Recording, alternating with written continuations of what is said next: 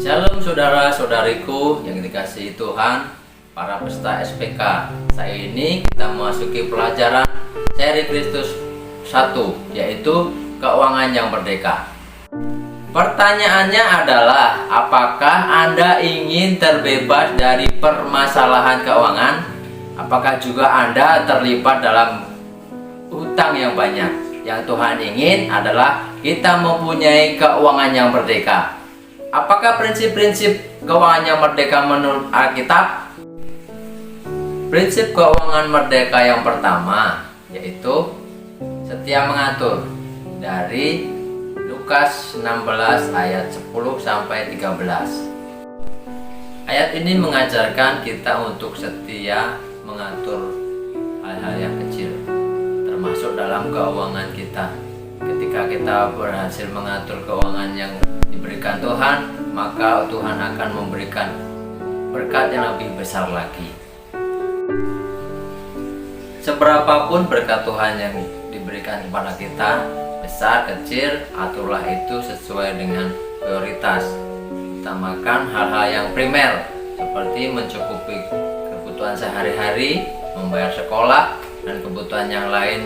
Ketika kita setia mengatur keuangan kita, seberapapun itu, maka Tuhan akan memberikan berkat-berkat yang lebih besar lagi. Bisa dikatakan uang adalah hamba yang baik dan tuan yang jahat.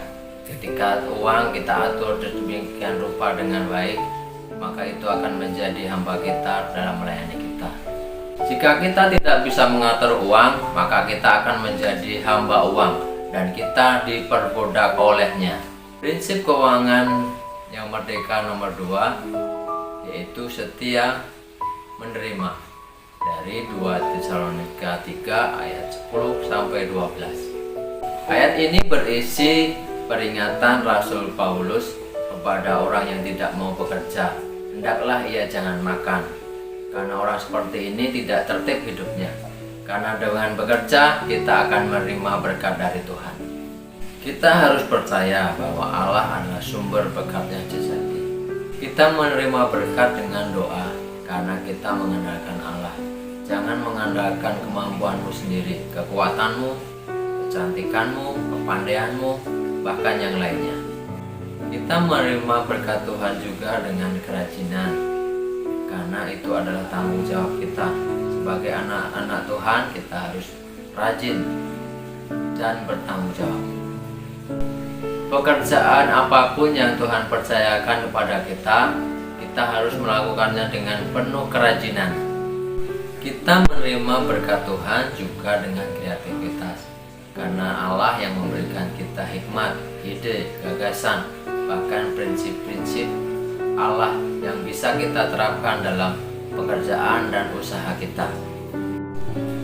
Prinsip keuangan yang merdeka ketiga adalah setia memberi, dari 2 Korintus 9 ayat 6 sampai 8 dan Maleakhi 3 ayat 10.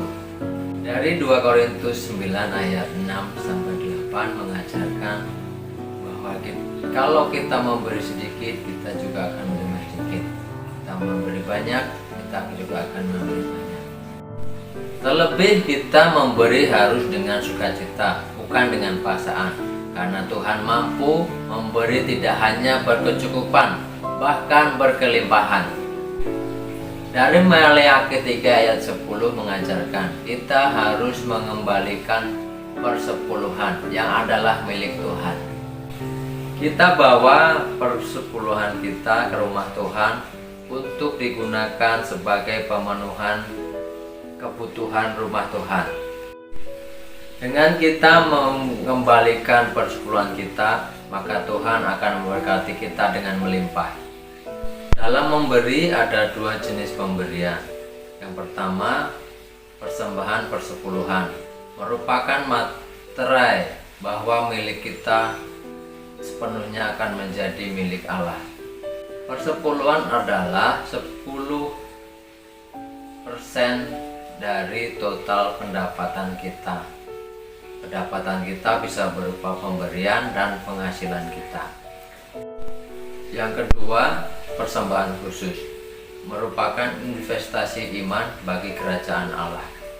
Persembahan khusus diberikan pada waktu momen-momen khusus seperti kelahiran, ulang tahun, naik jabatan, rumah baru, sepeda baru, motor baru, mobil baru, dan lain-lainnya.